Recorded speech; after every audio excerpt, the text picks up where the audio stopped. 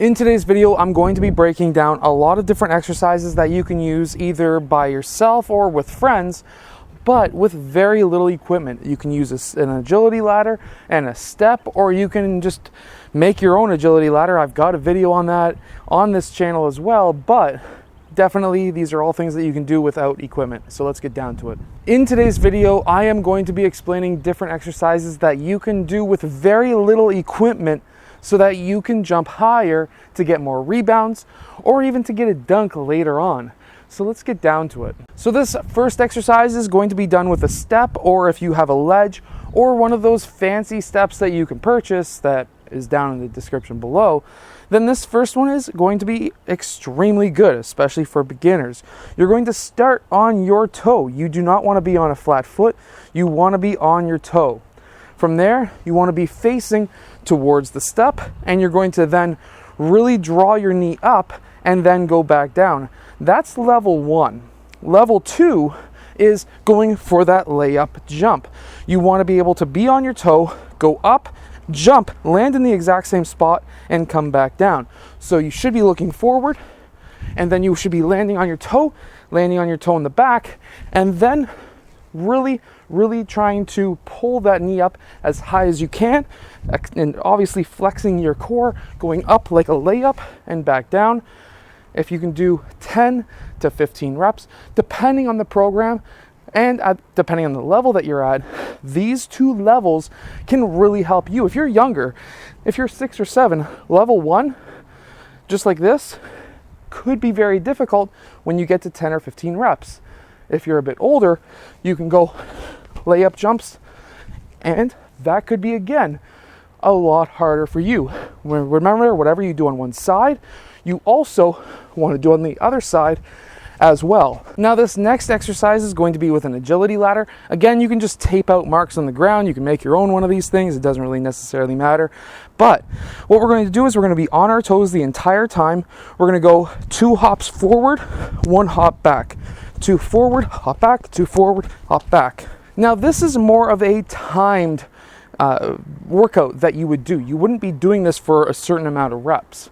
What I would say is to do this for 15 seconds, 30 seconds, or whatever your program really dictates to you. This next one is going to be very similar. However, now we're going to be going sideways. So the reason for going sideways, 1, 2, and back, is mainly because now we're working more on the stability, the lateral stability, so that when you're changing directions, it's going to help with injury prevention for one, but also it's going to help you be a lot faster laterally when you start getting into those defensive slides. So we're going to go 2 forward, 1 back, 2 forward, 1 back, 2 forward, 1 back, 2 forward, 1 back, all the way down the line. Whatever you do in that one direction, you also want to do in the other direction as well. Now, level 2 to this same drill is we can add hurdles, or you can add a shoe, or whatever you have on hand. It doesn't have to be specialized equipment. Now, what we're going to do is still same thing. However, now on those individual spots, we need to hop higher. So now 1, 2, back, 1, 2, and then back again, and you have to continue. If you mess up like that, that is totally fine. Generally speaking, you can add 2 or 3 or even 4 of these hurdles in your way, and it's going to really help you jump a lot higher. This is also going to help you with your foot speed so that you can beat your defender off the dribble or stay with your defender much easier. Okay, so now this next exercise, there's going to be, again, 2 parts to it. So the first level is going to be with 1 foot. The second part is going to be with 2 feet. And what we're going to do is what I call toe taps or step toe taps. And what we're going to do is essentially lift up and back down. You want to stay on your toes the entire time, and you really want to get into the air, and just like that. You don't want to just be stepping up and like that. You don't want to be taking your step up like this. You want to really try to push yourself up so that you get into the air. This is really going to help you improve your vertical jump. Now, level 2 to this is going to be with 2 feet. So the level 2 is going to be having your toes still on the ground, your heels off the ground. You're going to have your knees slightly bent, and then you're going to hop up, hop back down. And you're going to try and hop up even when you're up on top of the step, it doesn't matter. You want to be able to hop up and be able to land with both feet. If you wanted an extra little bit of push, or even a little extra bit of a workout, if you've got a little bit of a hill like I've got here, it's going to really help you be able to help your body push forward. This is also going to be a timed exercise. Again, for yourself, you can change it between 15, 30, 45 seconds, or whatever your program dictates. Now, at the younger levels, we really want to improve and also promote the elasticity of our ligaments and our tendons, because we really want to promote, or at least decrease, I should say, the amount of injuries that we can have.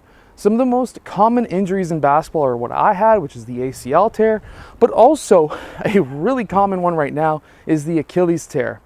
Now, the Achilles is right there on your body, and that actually gives you the elasticity to your jump. Obviously, your quads, that's going to give you a lot of power. Your calves, yes, that's a fast twitch muscle that's going to get you up into the air too, but your Achilles is actually what gives you the springiness to your jump. And a lot of the times when you get that Achilles tear, what you're doing is, let's say you're about to attack the rim and you do that -0 step, that's going to give you the explosiveness. That's when a lot of the tears will occur.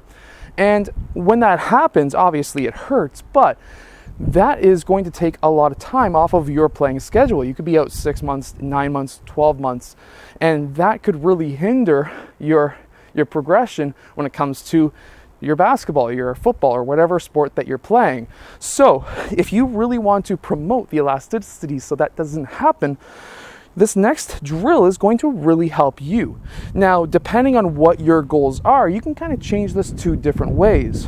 So if you're looking to promote the ability to explode faster forward in a forward direction, you can get your back foot farther back in a scissor, and at that point is to have your foot farther back. And if you're looking to really explode forward, this is going to be more game-like than if you were like this. So you really want to really widen out your feet depending on your personal goal, and you want to be on your toes, and you want to jump forward, left foot now, right foot to the same box, left, right, right. You're going to be doing that all the way through, and of course, you're going to be doing the exact same thing all the way back to the start.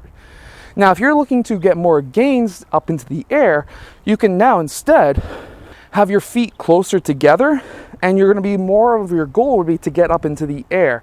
So you want to go up into the air and try to use a lot of your calves, and you don't want to be loading your legs to go up. You really want to use a lot of your calves and your Achilles to be springy up into the air. Of course, whatever you do one way, you also want to do back in the other direction as well. I hope that this video has helped you become a better basketball player. If it has, hit that like button, subscribe, and I'll see you guys again next time.